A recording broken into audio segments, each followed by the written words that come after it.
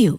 국내 뉴스 바빴습니다. 그런데 외교 이슈 바쁘게 움직입니다. 윤석열 대통령 유엔 총회에서 기조 연설을 나섰습니다. 북러 특별히 러시아를 직격하는 그런 발언을 하기도 했습니다. 자, 외교 상황. 북한의 고위 외교관 출신입니다. 태영호 국민의힘 의원에게 좀 들어보겠습니다. 의원님 어서 오세요. 예, 반갑습니다. 잘 계시죠? 예, 바쁘시죠? 예. 네. 의원님, 북한에서는 한국을 우리나라를 남조선 이렇게 부릅니까? 남조선이라고 남조선이라고. 하죠. 요새는 대한민국이라고도 부르는데. 최근에 공식적인 입장에서 대한민국이라고 지칭하는 표를 많이 쓰기 시작했어요. 자, 그럼 남조선하고 네. 미국, 한국하고 미국하고 이렇게 할 때는 어떻게 표현합니까? 한국을 먼저 얘기합니까? 미국을 먼저 얘기합니까? 보통 미국을 먼저 이야기하죠. 그래, 왜냐하면 한미 이렇게 안 얘기합니까? 그렇죠. 미국 남조선 이렇게 표현하죠. 그래요? 예. 미제국주의자 그리고 남조선입니까? 그러니까 그렇게 모든 명칭을 다 쓸 때는 미제국주의자 혹은 남조선 괴뢰 이렇게 쓰는데 네. 생략해서 쓸 때는 미국 남조선 이렇게. 한미 안 쓰고 미국 조선 이렇게 씁니까? 미국 남조선. 그리고 미남 이런 표현은 없어요. 그래요. 미국 줄임말. 남조선. 그렇죠. 예. 자, 우리 한국하고 일본하고 쓸 때는 어떻게 합니까? 그때는 남조선 일본이라고 하기도 하고 바꾸어서 일본 남조선 이렇게 순서는 딱 정해진 건 없습니다. 그렇습니까? 네. 네. 근데 미국을 먼저 씁니까? 네. 일본한테는 한국을 앞에 쓰기도 하고 뒤에 쓰기도 하다. 그렇죠. 예. 알겠습니다. 자, 유엔 연설에서 윤 대통령이 러북 이렇게 먼저 써가지고 물어봤습니다. 오늘 오늘 그 국회 바빴지요. 바쁜 정도가 아니었어요. 오늘은 완전 정신없. 지금도 표결하고 있습니다. 네. 태영호 의원은 총리 해임 건의안 그리고 야당 대표 체포동의안 어떻게 보셨는지 궁금합니다. 이거 오늘 정말 우리 재헌 역사에서 초유의 일이 있었어요. 오늘 자 보세요. 해임, 체포, 탄핵 이 세 건이 동시에 같은 날에 이루어졌거든요. 헌정사상 완전 초유의 일입니다. 그리고 실제 우리가 투표장에 들어갈 때도 전자투표가 있고 수기투표가 있는데 오늘 수기투표 전자투표 할 때도 대단히 저 자체도 가가 맞지 또 다음 거는 이게 부가 맞지 제 자신이 곱씹으면서 왜 요 세 건이 끝나면 또 시작하고 하니까 정신없었죠. 정신없죠. 자, 이재명 대표 체포동의안 어떻게 보셨습니까?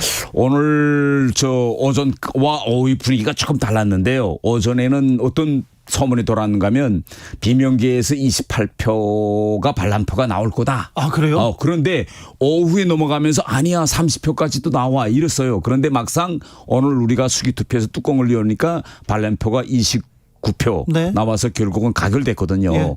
그래서 이거 정확치 못한 찌라시 정도의 소문이라고 할지도 전혀 근거가 없는 것이었구나 이렇게 이제 판단할 수 있겠습니다. 아, 네. 근거가 없는 것은 아니었구나. 네. 한동훈 장관 나와서 체포동의안 요청했는데요. 그 연설은 어떻게 들으셨어요?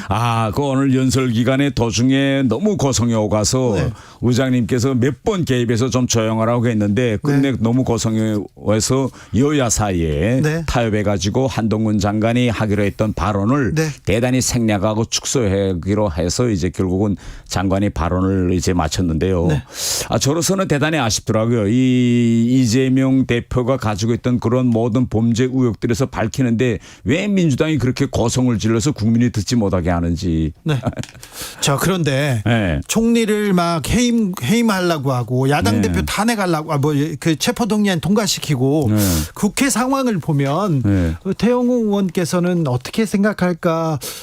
북한에서 그 당 활동도 하셨지 않았습니까? 어떤 생각들 던가요? 우선 첫째로 북한에서는 전체주의고 너무 획일적인 사회이기 때문에 국회의원 자체가 1년 365일 국회에 나가는 일이 한 줄도 안 돼요. 아, 그래요? 그리고 상임위 회의라는 것도 없고 우리처럼 해임 건의하든지 또 입법 권한 자체도 없거든요. 아니, 그런데 가끔 텔레비전에서 보면 카드 들고 이렇게 그러니까 당에서 만든 법을 가결을 시킬 때 100% 이렇게 하잖아요. 그럼 박수 열심히 치고. 그런데 여기 와서 좀 색다른 장면 보셨죠?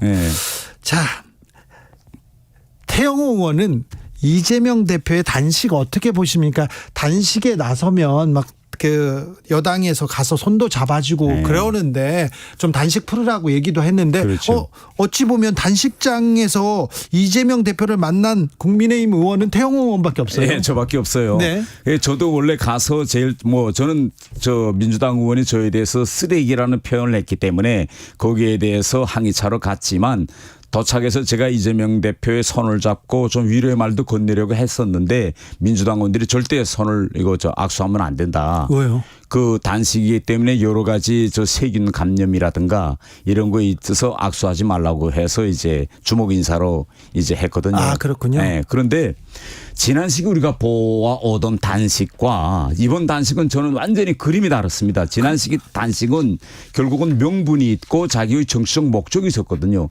그런데 이번 단식은 개인 사욕과 또 사법 리스크라는 이런 여러 가지 그림들이 오버래핑됐기 때문에 네. 저희 당 지도부로서도 대단히 고민이 컸을 거라고 생각합니다.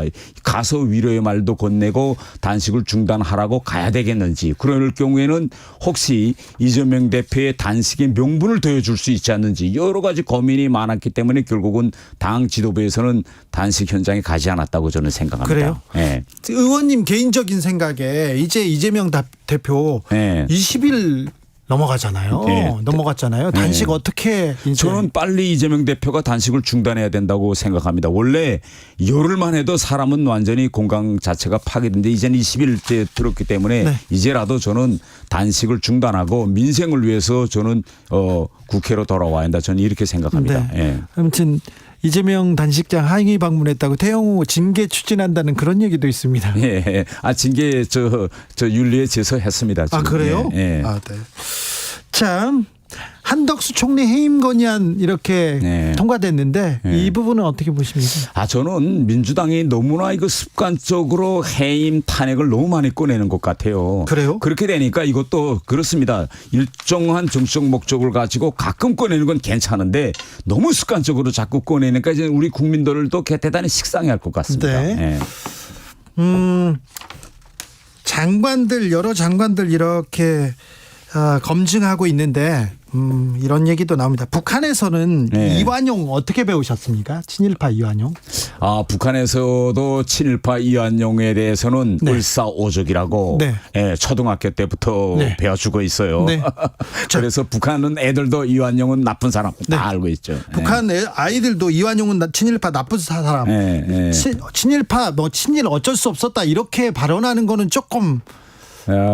북한에서는 그렇게 교육하진 않죠. 네. 우리도 그렇게 교육하지 않습니다. 네. 그래서 우리는 교육에서 예하면 또 자기가 배운 것과는 다른 그런 생각을 과감없이 우리는 자유사회니까 네. 표출할 수 있는데 북한에서는 학교에서 교육받은 대로만 발언해야 돼요. 네. 아무튼 장관 후보자가 이완용 어쩔 수 없었다. 이거는 좀 너무 심한 발언이잖아요. 국민 정서에 맞지 않습니다. 글쎄 제가 그 장관 후보자를 대신해서 네. 그분이 어떤 취지로 그런 말씀을 했다라고 대신해서 제가 이야기하는 건 좀 부적절하다 이렇게 생각합니다. 알겠습니다. 자, 본격적으로 네.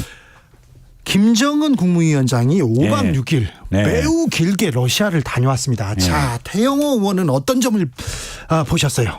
가장 중요한 거는 지금까지 북한과 러시아와의 관계 성격이 지금 완전히 바뀌었어요. 달라지고 있는 것 완전히 같아요. 달라지고 있죠. 왜냐하면 지금까지는 북한이 러시아에 가붙는 모습이었는데 네. 이번 모습은 오히려 푸틴이 김정은한테 다가붙는 이런 모습이에요. 이게 완전히 전혀 없던 일이거든요. 네. 그래서 푸틴으로서는 대단히 절박해졌다. 이게 우리가 주목해봐야 될 거고 네. 두 번째는 이번에 김정은한테 보여준 네. 그 모든 군사 시설들이 김정은으로서는 제일 목말라 하는 것만 골라서 보여줬습니다. 그렇죠. 우주 기지라든가 그다음에 태평양 함대 그 배라든가 전투 전략 폭격기라든가 모든 걸 다 선택적으로 보여줬기 때문에 저는 이 북한과 러시아의 군사 협력 수준이 대단히 위험한 단계까지 왔다. 저는 이렇게 평가합니다. 그렇죠. 지금 굉장히 걱정해야 됩니다. 네.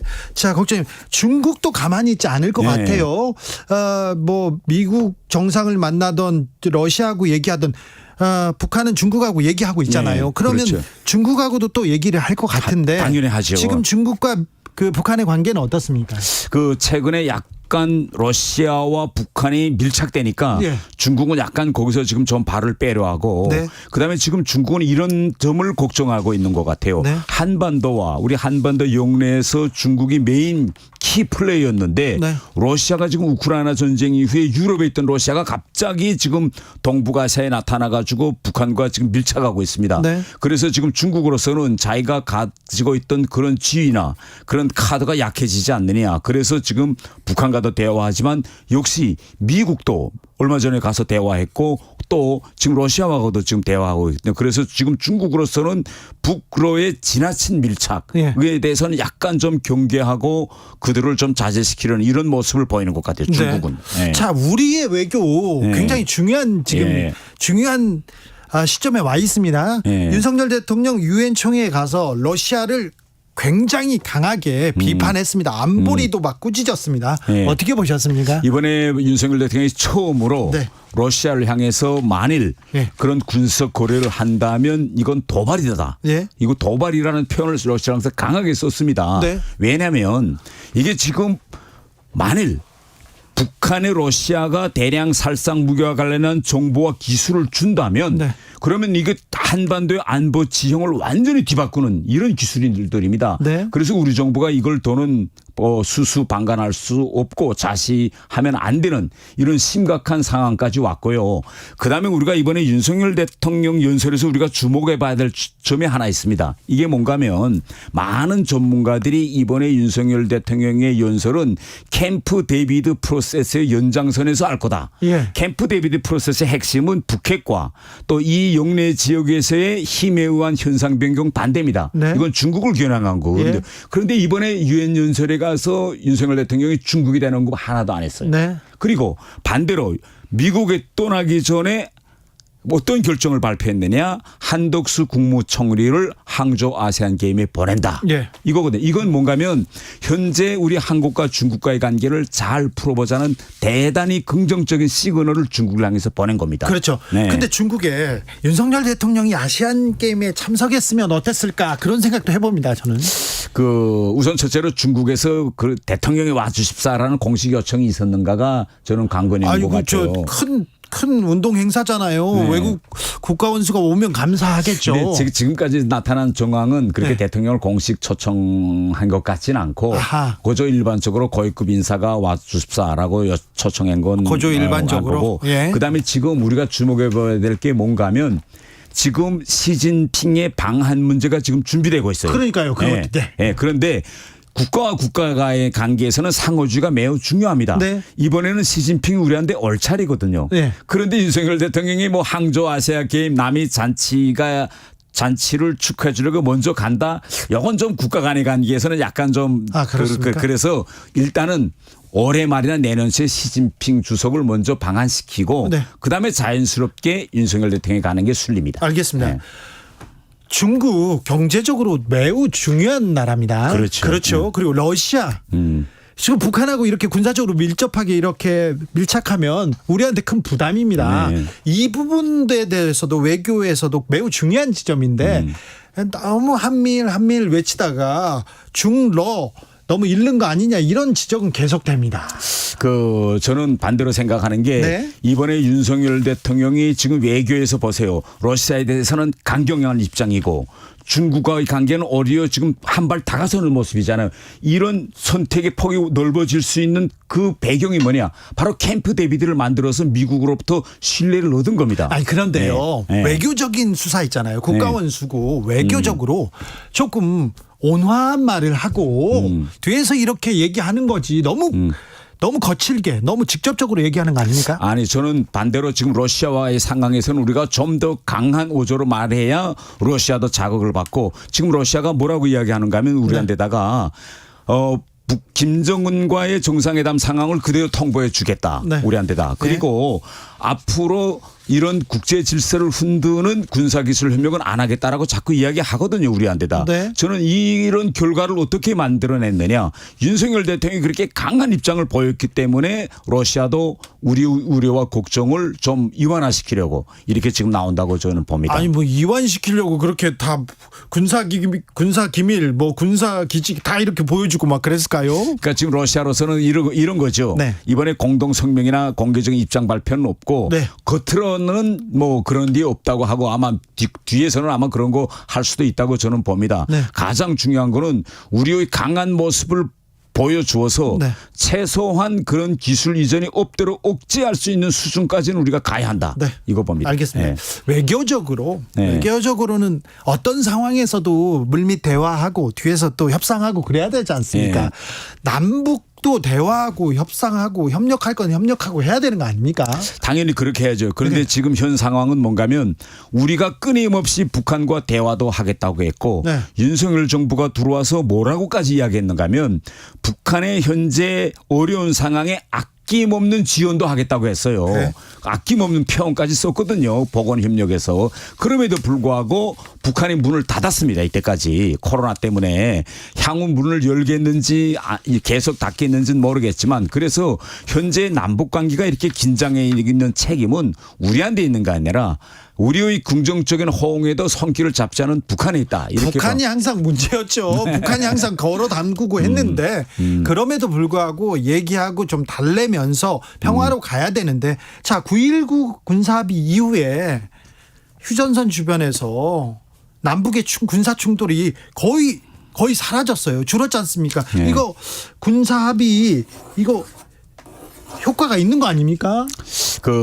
저는 좀 다르게 생각합니다. 우리가 군사 합의라는 걸 왜 맺는가 하면요. 네. 총체적으로 적대적인 감정과 행위를 약화시키자고 하는 거예요. 그렇죠. 해야죠. 그렇죠. 그건. 그렇게 네. 해야죠. 네. 그런데 이 9.19 군사합의의 특성이 뭐냐면 네. 4.27 판문점 선언과 평양 선언의 부속 군사합의서입니다. 그렇죠. 그 위에는 4.27 선언과 평양 선언이 있어요. 그러면 4.27 선언과 평양 선언의 핵심은 북한 비핵화입니다. 네. 그런데 그 9.19 군사합의의 전제인 북한 비핵화는 이제 날아갔고 네. 오히려 지난 5년 동안 북한의 핵무기는 더욱 고도화되고 이제는 핵을 먼저 우리를 향해 쓰겠다는 것이 법으로까지 지정되는 네. 이런 상황까지 왔습니다. 그렇기 때문에 저는 저 개인적으로는 이 9.19 군사합의가 원래 하려고 했던 목적, 실효성은 상실됐다. 저는 이렇게 봅니다. 9.19 군사합의가 원래는 좋은 협정인데 네. 지금은 북한이 약속을 안 지켜서 실효성을 상실했다 이렇게 보시는 그렇죠. 거죠. 네. 군사합의 폐기하는 게 맞습니까? 유지하는 게 맞습니까? 지금 현 정부는 당장에서는 지금 폐기나 유지 이게 아니고 북한이 더 극단적인 도발을 한다면 네. 폐기까지도 검토해 보겠다. 한다면? 전제가 있어요. 네. 그러면 그 전제가 뭐냐. 오늘 아침 외통위에서도 이걸 가지고 정부 쪽하고 이제 논쟁이 있었는데 우리 네. 정부의 입장은 7차 핵실험과 같은 네. 그런 극단적인 도발을 가해서 네. 판문점 선언과 평양 선언을 완전히 갈아엎으면 네. 그러면 우리는 이 9.19 군사합의를 폐기할 수밖에 없다. 자, 이거예요. 9.19 군사합의는 의미 있는 합의인데 지금 북한이 약속을 지키고 있지 않아서 당연히. 예. 더 도발한다면 폐기하는 게 맞다. 예. 여기까지 듣겠습니다. 예. 네. 태영호 국민의힘 의원이었습니다. 감사합니다. 정치 피로,